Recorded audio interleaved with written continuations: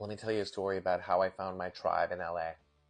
So it was 1994, and on one fateful night, I was sitting around with a couple of guys playing cards. And I said, "Where's the spot? Where is the seminal spot to go to in LA?" And one of them says, "There's this place called the Whiskey Bar at the Sunset Marquis Hotel, but you will never, ever get in. Don't even try." And I said, "Okay, where is it?" They said, "It's at 1200 Alta Loma." So I said, "Okay." And they said, "Seriously, don't even try. You'll be humiliated." And I said, "I'm not going to try. I'm just going to go ride by." So I get on my Harley Davidson and I ride over there. And it's a little hotel. Here's a picture of it. And there's these tall hedgerows surrounding the bar.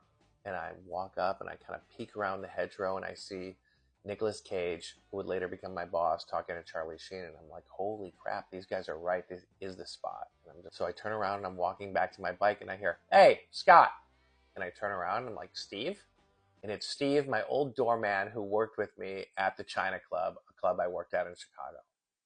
So he goes, "What are you doing here?" I said, "I just moved here." He goes, "Oh, dude, this is the spot. Come on in, be my guest. And stick around. There's a very juicy photo album at the end of this. And please add your name to the mailing list for my forthcoming book, The Big Book of Bad Decisions.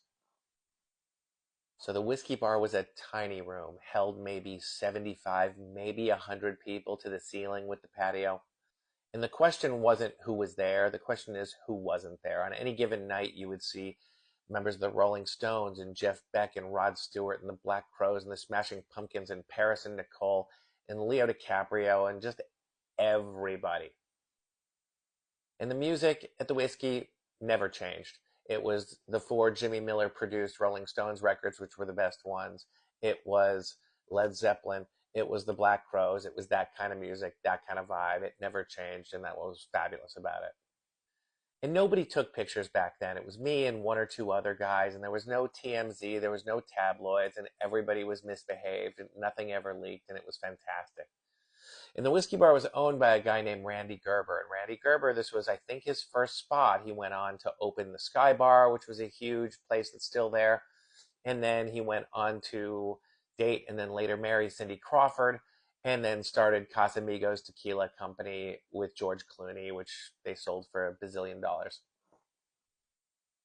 And every photo on the wall was a classic rock kind of photo. And they were all taken by an old buddy of mine named Jim Marshall. And here's a photo I took of him there. I would say 50 to 75% of the friends that I have to this day trace back in some way or another to my whiskey bar days.